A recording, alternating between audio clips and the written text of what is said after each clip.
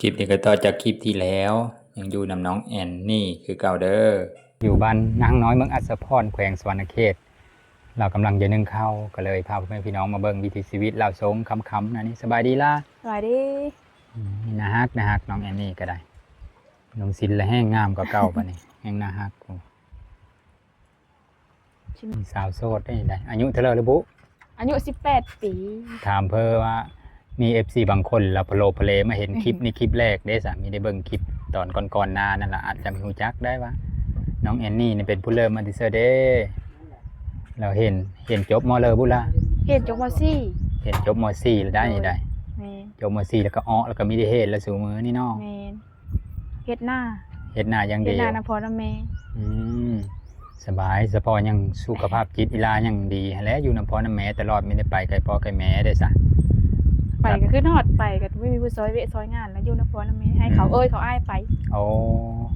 บ่มีผู้เฮ็ดอันกินเฮาพ่อให้แม่กินแต่พอน้องยังอัธยาศัยดีและสนะสิ่งแวดล้อมดีนะฮะแนมไปสิเราก็เห็นกกไม้ลมพัดเย็นวุ้ยว้อยอยู่มันเลยสบายกายสบายใจแม่นไปซื้อก็บ่สุขใจซำบ้านเฮาเนาะเคยแล้วบ่ไปทำงานบ่อนอื่นกะไกลซำเลยล่ะเคยไปอยู่สวรรค์นี่แต่สวรรค์นี่เฮ็ดงานไปเลยนะไปเสิร์ฟอยู่ร้านอาหารอ๋อไปเป็นสาวเสิร์ฟนี่ได้ติปอยู่บ่ได้อยู่เป็นบางเทื่อเป็นบางเทื่อแค่ได้เทื่อละ4-50ไปได้บ่ได้หลายดอกอ๋อประมาณจักปีย้อนหลังล่ะไปเทื่อที่1น่ะประมาณ2019หรือ2020นี่แหละไปเทื่อที่2ไป2022ไปอยู่3เดือนแล้วก็มาดับหน้าไปแต่ละเล็กแต่ละน้อยเนาะแม่นไปเพื่อหาประสบการณ์ชีวิตอย่างนี้แล้วก็มาไปบ่ได้ดนดอกถึงยามเฮ็ดหน้าก็ได้ฟ้าวมาอีกแม่นไปไกลสำเร็จก็ย่าแม่นบ่มีผู้ซอยแม่ได้จ้ะอ๋อแสดงว่าเป็นลูกที่กตัญญูได้นี่ได้มีป้าพ่อแม่เฮ็ดให้เฮ็ดหน้าผู้เดียวบางคนล่ะป้าพ่อแม่เฮ็ดให้เฮ็ดหน้าผู้เดียวตัวเองหาเงินส่งเฮ้อก็มีพี่เลอเฮ็ดเพิ่นน้องแอนนี่นะเฮ็ดเพิ่นนะสิ้นหลุดสิ้นลมแล้วเอาเข็มคัดเอาอ๋อลมบ่สิ้นเยอะเลยจ้ะตะเก้าใหญ่กันอ๋อตะเก้าแล้วตัวเยอะกว่านี้สิ้นเยอะแล้วคนเยอะใหญ่ไว้แล้วกันน้องก็เริ่มนึ่งข้าวเราไปเบิ่งเด้อเบิ่งน้องนึ่งข้าวน้ำเดียวแจ้งได้ซำนี้เกิดกะแต่ละมื้อนึ่งข้าวจักโมงบ่3 โมง 3 โมงครึ่ง3 โมงหา 4 โมงตอนนี้ปัด4 โมงแล้วแม่นประมาณนี้แหละนึงเนาะแต่ละมื้อกะแม่นบางมื้อกะ3 โมงน้องว่า3 โมงบางเทื่อก็นึ่งสุกแล้วก็มีโอ้นึ่งแล้วก็เฮ็ดเวะหั่นนี่แล้วก็ถ้าคือค่ำแล้วก็เกลือเป็ดเกลือไก่แล้วก็เฮ็ดกินมันหลายเวะเนาะต้องนึ่งไว้ต้องได้เฮ็ดไว้อันใดเฮ็ดแล้วก็แล้ว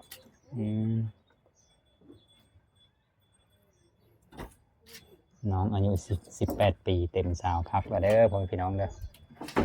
แต่น้องว่าน้องยังโสดอยู่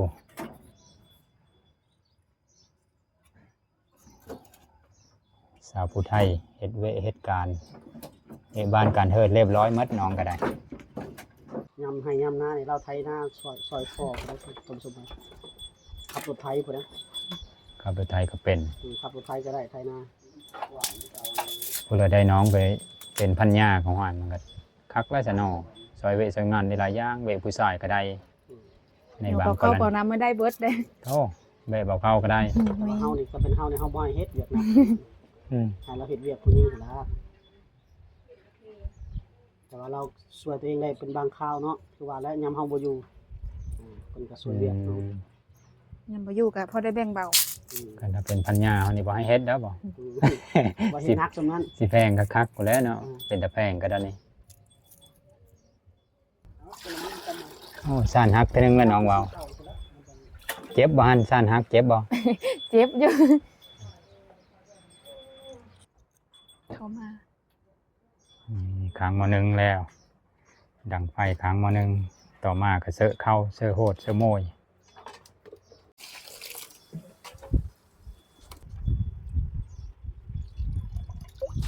เสือเข้าแล้วท่านผู้ชม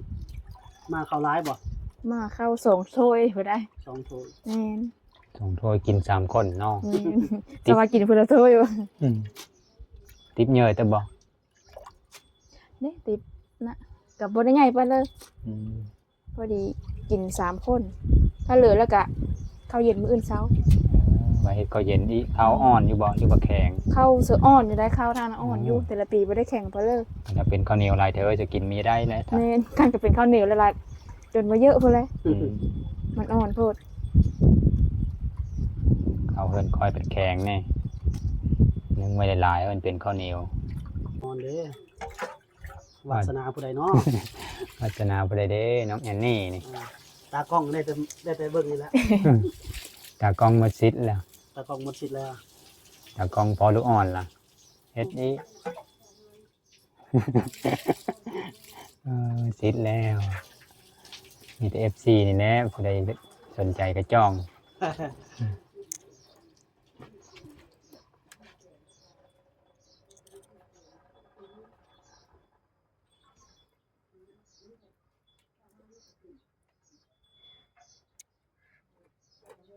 มีข้าวเย็นบ่ ข้าวเย็นมีน้อยหนึง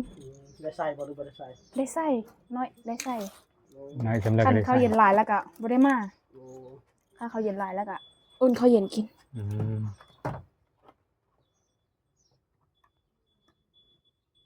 ข้าวเย็นละ ข้าวเย็น2ปั้นน้อย บ่ได้ปะบ่ได้ทิ่มเลยเนาะ บ่ บุญคุณเข้า แม่น แพงมัน คัน อั มัน ซะ กินนั่นน่ะก็เอาไว้ให้หมา อืม แต่ว่าหมาบ่มีเลยหมา บ่ได้เลี้ยงบ่ เลี้ยงก็เอาไปเมืองเวทล่ะ มันไร้คนเอาไปเมืองเวทซะ อ๋อ มันบ่จบเนาะ แม่น เวทปีงกินใช่บ่ เลี้ยงก็สิเข้าละล้าล่ะเอาเมืองเวทซิ มันกัดดิ มันไร้คนเวลาคนไก่แล้วมันไร้ล่ะแม่เอาเมืองเวท ข้าวย่านมันเนาะ แม่ เวทเอาไปแล้วเหอะบัดนี้ เอาผ้าห่ม โอ้พาจะโตเพิ่นนึงบ่ แม่นพอได้ผ้าห่มเลี้ยงกะ อืมเล็งมาไว้แล้วผ้าห่ม แม่น ดีกว่ามันครบคนละล้าพอได้อันแนวมาใส่ผู้เจ้า อืม แล้วได้บ้าน กินข้าวกับพี่เลยแต่ละมื้อบัดข้าวยังเหลือนะ กินกับปูกับปลาธรรมชาติบ้านเฮานี่แหละ โอ้ มื้อนี้ได้ยังกินซ้ํเป็นแรง มื้อนี้น่าจะแกงหน่ออ้อยกับแม่งขี้เยอะ ได้ใส่หน่ออ้อยเป็นอันใด เด้ นี่คือนางเล่านี่ บ่แม่นมันเราเนาะ หน่ออ้อย อืม โอ้ มันเป็นหน่อออกมาแล้ว เป็นหน่อมาแล้วก็จิใบมันออกแล้วก็หักเอาหน้าหวานๆส้มๆเนี่ยจะน้อยส้มวงนี้ โอ้อยากขึ้นหน่อเหล้าเลยแหละทำกับเราเนี่ย ก็มีส้มมีหวานนะเนาะคือนางเล่าอะนะ หน่อน้อยหน่อใหญ่ก็มีเบิดเด้ อ๋อเอามาลายดีซะ ที่แบ่งให้พวกอ้ายเอามาแกง ว่าดอกเฮ้ย มื้อแรกผู้ละเล็กผู้ละน้อยปั่นกันนี่ เจอดีไปนั้นบ่ เอาไว้กันมันหลายโพดจักมื้อละมันสิเบิดนี่มันสิแห้ว เบิดละละ หน่อเหล้า แกงเสื้อพี่เลยวะ หน่อ แกงเสิร์ฟประเภทจีนประเภทปลาแห้งก็ได้ เออ แกงใส่กระดูกคือสิแซ่บเนาะ แม่นแซ่บได้ กระดูกหมูเนี่ย แม่นเอามาแกงใส่กระดูก เพอมันจะคล้ายๆกับหน่อเหล้า แม่นคล้ายๆกับหน่อไม้เลยเด้อแกงกะ คล้ายกับหน่อไม้ แกงสไตล์นั้นเลย มีได้เอาไปขายบ่ บ่เอามากิน เออ เอามาปั่นพี่ปั่นน้องกินแถวนี้แหละ อ๋อ หา สุด มา ท้ายสิปันซุมมันอายเมื่อยอีกบัดนี้ เอามาเฮอะอายแกงให้ลูกให้แม่กิน ปั่นกัน บ่น่ามีเลยเนาะ เอามาลูกแม่ซิมบ่ ขายขี้หน้าตัวเอง เมื่อนามีลูกแม่อะไรบ่ แซ่บเด้ ได้ ไป แนว พุ่น เมื่อตอน กิน ลู ต ก ลอด แม่ เนี่ยบ่เคยกินก็ได้กินไปบ้านเอ้ยไผ บ้านไอ้ แนว ไผ แมง อยู่ มะ ไส ลิ เนาะ นี่ก็บ่เคยกินก็ได้กินได้ แม่งไหมแนว เคยต้ม แปลก กินอยู่บ่ อันนี้นะบ่มีแตะแกง แบบต้มคือเฮาต้มหน่อไม้นะ ถ้าคันสมมุติต้มก็น่าจะกินได้ โอ้ แต่ว่าถ้ามีแต่กินแกงไปเพิ่นก็มีแต่กินแกง อันนี้คือยอดหน่อไม้ หน่ออ้อย หน่ออ้อย โดยแบบมันโป่งมาไหมแบบเขาตัดแล้วมันโป่งออกมาแล้วเขาไปเอา หน่ออ้อยที่เขาตัวไอเฮ็ดน้ำตาลนะเนาะท่านผู้ช แม่น คือไปเฮ็ดขายส่งโรงงานน้ำตาล โดยแม่น เราก็ไปเอาหน่อน้อยๆมาขึ้นมาแล้วก็มาเอามาแกงกินเพิ่นว่าเนาะอาจสิเป็นครั้งแรกแหละเฮาก็เพิ่งรู้จากเรานี่แหละ ดีกว่ามีหูจักแค่เนาะได้กินหลายอย่างได้กินแนว ได้ แปล ซิ ก มได้กินอันนั้นอันนี้ ๆเหมือนจะว่าเราเอาที่สิจักจังเราเฮ้ออีหลีบ่จัก เฮ้ออลี เฮ้ออีหลีเนาะ บ่เยอะได้เฮ้ออลีได้ อ๋อบ่หลายนึงครับเอาไปขายก็แม่นได้หลายเงินตำรานี่ เอาบ่ได้เอามาขายดอกเอามากินเอามาเฮ้อพี่น้องนี่ อย่างคนอื่นเขาบ่เคยกินนะ ผู้เลิกเป็นผู้เอาเฮานะ เอ้ยไผไปเอาน้ำกันกับเอ้ยไผบ้านนี้ โอ้ไปเอาน้ำเดียวเลย แม่น อยู่ไสเกาะ อยู่ขอนแก่น ขอนแก่นเซโน อยู่แถวเซโนอยู่เมืองอุทุพรนี่ อ๋ออย่ามายังอยู่แต่ไทยอยู่จะ บ่ ดอก ขอนแก่นลาวนี่อยู่แถวเซโนนี่ อืม แถวทางเฮามันแถวเครือเขากาดน่ะเด้ โอ้ แต่บ้านเครือเขากาดเท่านั้นแหละมันอยู่บ้านเขาอยู่ตะกลางเส้นทางระหว่างทางขึ้นเวงกับทางเบิ่งสองฟ้าอีหั่นนะนั่นน่ะบ้านเขาอยู่กลาง ม อยู่กับน้องแอนนี่นี่พออยู่เนาะอยู่บนมือก็ได้ เราพาเว้าเด้ อืม เราชวนเว้าเราเป็นคนมักเว้าครั้งแรกที่เพิ่นเข้าช่อง YouTube เลยท่านผู้ชม ขนาดครั้งแรกนี่ อ่า เนาะ ครั้งแรก ม ก็ นุษย์สัมพันธ์ดี ตื่นเต้นอยู่หน่อยหนึง ตื่นเต้นอยู่บ่ แม่นบ่เคยเข้ากล้องจักเธอ มือไม่ได้เส้นบ่ ก็ธรรมดา มันมือ ใจได้สั่นว่าใจกัน ใจก็ธรรมดา แรกๆจะตื่นเต้นอยู่ช่วงแรกๆแต่ว่ารู้จักแล้วก็ธรรมดาเป็นกันเอง น้องมีมนุษย์สัมพันธ์แห้งเลยพี่น้องเอ้ยมาถ่ายครั้งแรกในการเว้าน้ำจ้อยจอยเป็ดกับดินแซ่ๆอยู่ดินน้ำหนองปลาแล้วนะเราเคยจะปล่อยปลาแล้ว ผู้เลยจะปล่อยปลาซอยเราก็ปล่อยได้บัดยามแรงตกแรงแล้วก็มากินน้ำเราก็ได้ เรายินดีต้อนรับ FC เมิร์ดทุกคนแล้วบ่เราสิพาไปเบิ่งผู้บุญห้องน้ำพุ่นนะพี่เลอล่านั่นน่ะพาไปเพื่อนี้ ผ้าผ่านหน่อไม้เอาหน่อไม้บงหวานเพื่ออ้ายกิน เคยซิมเบิ่งหน่อไม้บ่งหวานลายกออลิสา แม่น ปูจักปีแล้วนี่นะ ปุ๊ได้มง3-4 ปีนี่แหละ 3-4 ปีก็เหยอะปานนี้ซะสิเลอมีอยู่บ่หน่อมันยามนี้เคยแล้วเนาะเคยอ้อแล้วโอ้สับจุกอะไรพวกโอ้โหขาวจั๊วะเลยนะฮะตรงนี้นะเราคุดลงไปเลยขาวๆเลยเป็นหน่อไม้ขาวแล้ว แสดงว่าหน่อหวานนี่บ่ต้องต้มหลายน้ำ บ่ต้มน้ำเดียวแกงเลยคัน ต้ม หา เดี แก ยว ง แกงเลยครับ โธ่มีต้องเย็นทิมอีก บ่ เออ หน่อใหญ่ๆเลย หน่อไม้บ่งหวาน หน่อบงหวานได้พันธุ์ไปปลูกเนาะคือว่า เพิ่นปลูกได้4-5 ปีแล้วเพิ่นว่า ต้องขยายพันธุ์มันออกอีกหลาย ได้จะสองก่อน แล้วขุดออกไปอีกขุดไปขยายมันอีกขยาย กำลังแนะนำว่าเขาไปปลูกอยู่หน้า นี่คือหน้าเราไปปลูกอยู่ซิเลย เรามาอยู่หน้าเลยครับ บอกเฮ้ยเมื่อปลูกอยู่เฮิรนก่อนนึงอันนี้ก็เฮิรนเอ้าทั้งเฮิรนทั้งหน้าอยู่ในนี้เลย เป็นหน้า แม่เฮิรนเป็นหน้าเราก็มีเฮิรนอยู่ในบ้าน แต่ก่อนอยู่บ้านแล้วขยายมาอยู่ที่ แม่น หน้าควายก็เต็มอยู่ควายเขาอันนั้นเนาะอยู่ภูควายเขาอัน เฮิ นั้น รนใกล้นี่ เฮิรนเขา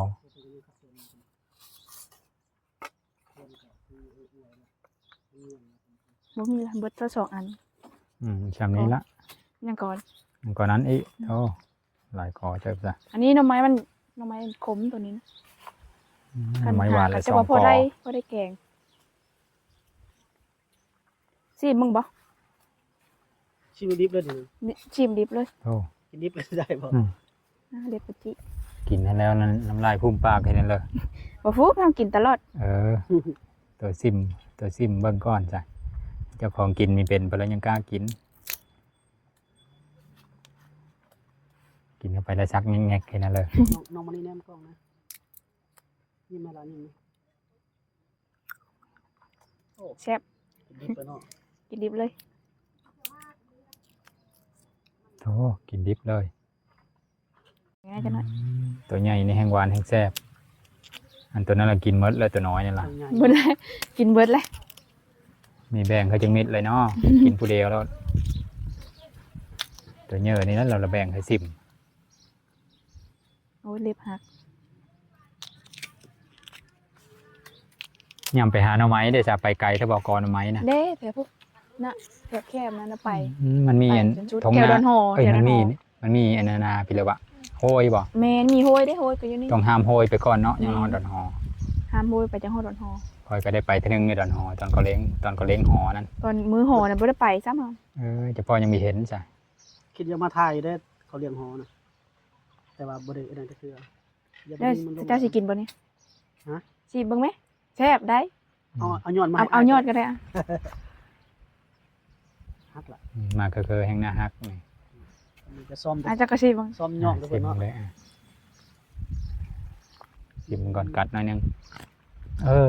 ก็คือจ่าวมะพร้าวนี่ อืม หวาน เขาเอิ้นผู้บ่จ่าวแหละเนาะ ปั่นกันกิน เขาเอิ้นจ่าวมะพร้าวน่ะกินมันๆหวานๆนั่นกัดลายขนาดนั้นพอแล้วไว้ให้ตัวแกงเสร็จ จะกิน ก่อนนี้ก็มี มีก่อนนั้นอีกเบิ่งก่อน กินยังกินลิ้นก็ได้เนาะ แม่นกินลิ้นแซ่บ ว่านี่อาหารว่างเพิ่น อาหารว่างต้มน้ำเดียวบ่ได้อันนั้นเลยบ่ยมีปลาเลอก่อนนี้นะบ่ได้โฮดมัน มันจบเจือได้เนาะ ก่อนนี่มีก้อยเนื้อโหด นี่หักแล้วข้าวไปแล้ว ยำฝนตกดุๆนี่แห้งออนไลน์เลยล่ะเนาะ ว่าโฮดน้ำเท่ากับโฮด เอา น้ำ ปั ต ด ลอด น้ำมันนะปัดดินมันเป็น ถมดินนะบอก ถม ถมแล้วปัดเฮาแย่ ถมแล้วก็โฮดน้ำก่อนนั้นอ้อหลายเท่า เอา ได้ ซับมันดินเนาะง่ายขึ้นนะ ที่เพราะเอาซะอันนั้นมาถมแล้วก็โฮดน้ำมันแล้วก็อ้อ เอาขี้เลื่อยก็ได้ ขี้เลยไม่ได้ไปสู่อ่าวมันอยู่ไก่มันอยู่ในบ้านพวกขี้เลยบ่มีซ้ำก่อน หน้าตัวจักทงมาล่ะทงเดียวนี่บอ หน้าท่าทงเดียวนี่แต่ว่ามีหน้าลุงนี่นะ อันที่ว่าอันได้เป็นซอกเป็นร้อยซอบ ร้ นะ อย ครับ เลยนี่ เฉพาะหน้านี้บอ เมนเท่านั้นนี่ คัก ปี เลยจ้ะ ปีแล้วนี่ได้140 น้ำเค็มบ้านมันดีอยู่แล้ว เมนมันกว้างหน้ากว้างเป็น30-40 เพิ่ เพิ่ ม ม ป้าตัว โอ้ยแล้วค่อยบ่ไหวแล้วเฮ็ดงานนะคันมีแต่หาเงินมาซอยเพิ่นซื้อน้ำมันเท่านั้นแหละ แล้วน้ำหลังหมู่ไปแล้วนี่นะหน่อไม้ ลอยไปสอบ โอ้ทำไมอยู่เทิง ต้องหักมาหลายพอแล้ว กิน ไว้ ไร แกงกิน สิยึงท้องวะแม่เจ้าสิยึงท้อง ไอ้ยันยืนท้องมันยืงบ่ล่ะ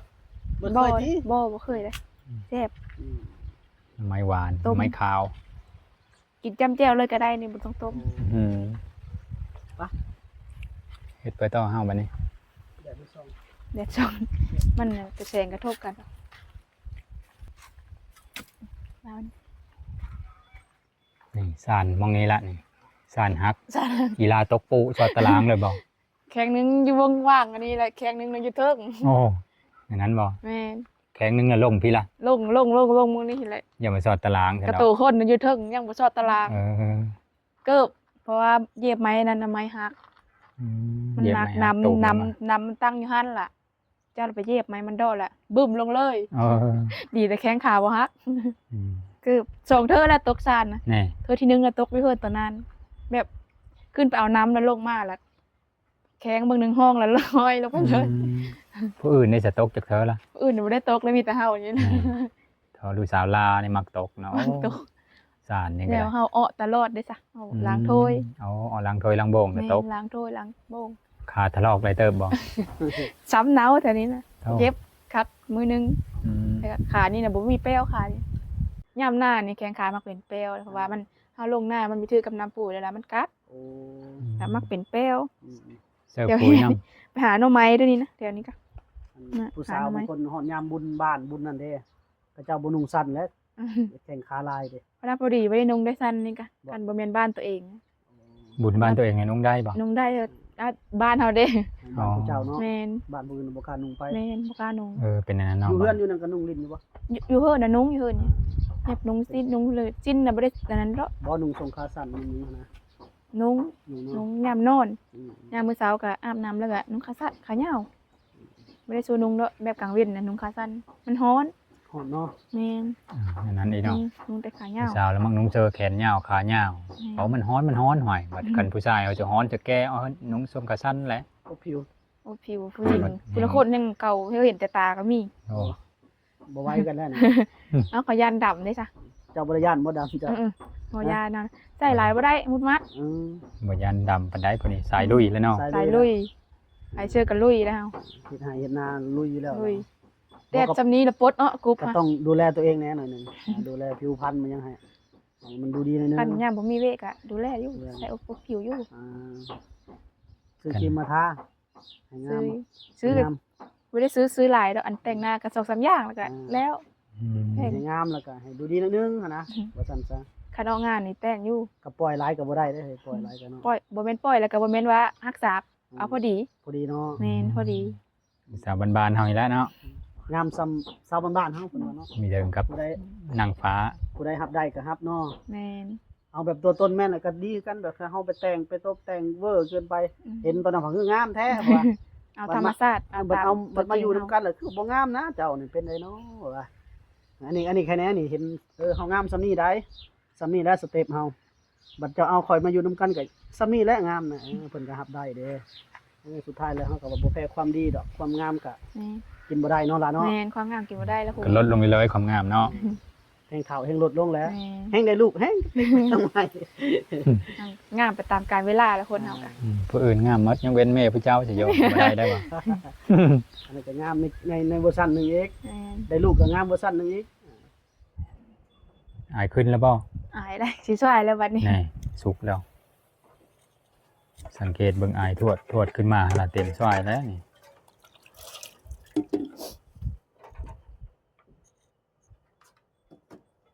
เอาละท่านผู้ชมหมดเวลาเพิ่นสวยเขาแล้วบัดนี้